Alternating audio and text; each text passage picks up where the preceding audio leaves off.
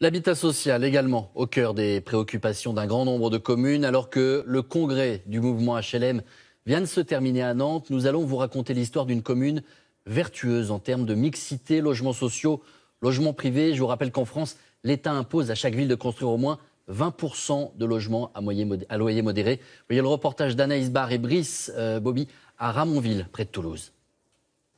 Ramonville-Saint-Agne, sur les bords du canal du Midi. Cette commune de la banlieue toulousaine s'est donnée pour défi de construire du logement social. En 10 ans, cette ville résidentielle s'est transformée.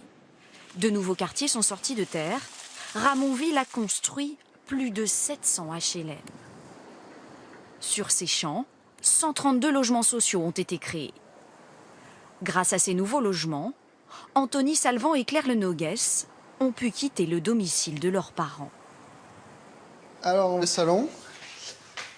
Alors, on a tout équipé. Après, il y a un grand balcon. Ensuite, ici, on a la cuisine. Un 3 pièces de 63 mètres carrés qu'ils n'auraient pas pu louer dans le privé. Ici, le bureau. Un grand bureau. Et pareil, nous avons à côté de la même taille, la chambre. Vous imaginez un appartement si grand pour un premier logement? Pour un premier logement, pas aussi grand.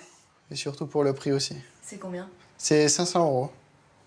Pour eux, ce HLM, un moyen de démarrer leur vie d'adulte sans précarité. Moi étudiante et Anthony qui était encore en alternance, donc il n'avait pas un salaire entier. Et du coup, c'est vrai que ça fait une charge en moins, un poids en moins, ça fait du bien. Tenter d'appliquer la loi sur le logement social, qui contraint la ville à offrir 25% de HLM, c'est l'objectif du maire, Christophe Lubac. Et pour cela, l'élu a choisi sa méthode. À chaque nouveau projet immobilier, il impose la construction de logements sociaux. L'idée étant de faire de la mixité dans un quartier. Donc ici, 40% des logements sont des logements qui sont soit sociaux, soit en accession sociale à la propriété. Mélanger HLM et logements privés, un moyen d'éviter les ghettos. La mixité, pour moi, est la clé. C'est-à-dire qu'il ne faut pas arriver en indiquant qu'on veut faire une résidence qui soit à 100% de logement social. D'une part, parce que je pense que dans l'équilibre même du quartier, ce n'est pas bon à long terme. Une méthode qui passe mieux auprès des habitants, souvent réticents face à l'arrivée massive de HLM. L'autre recette, proposer de nombreux services aux riverains pour animer ces nouveaux quartiers.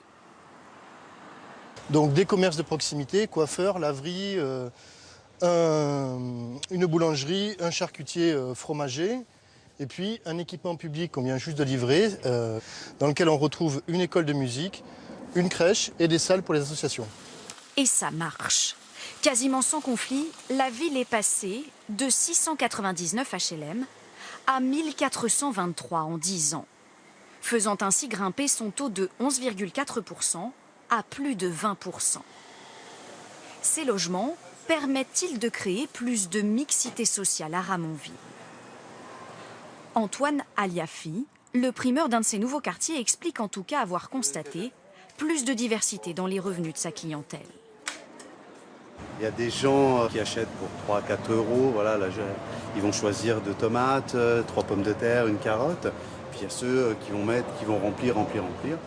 Et du côté des habitants qui ont vu ces immeubles apparaître près de leur maison, pour la plupart, les réticences se sont envolées. Franchement, on n'a pas eu de problème, alors qu'il y a eu beaucoup de gens ici qui ont eu peur.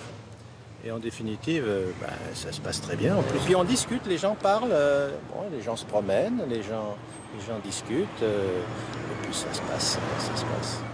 Quartier après quartier, au fil des années, les projets HLM sont devenus de plus en plus simples à réaliser. On fait aussi la démonstration par la preuve. Si on arrive à démontrer qu'un quartier puisse fonctionner quand il y a du logement social, des commerces et des services publics, on démontre aussi au reste de la population que ça peut fonctionner et donc il n'y a pas de raison de s'arrêter. Malgré ses efforts de construction, la commune de Ramonville-Saint-Agne n'a pas encore atteint les 25% de logement social imposés par la loi. En tout en France, près de 2000 communes sont soumises à cette obligation, mais plus de la moitié d'entre elles ne la respectent pas.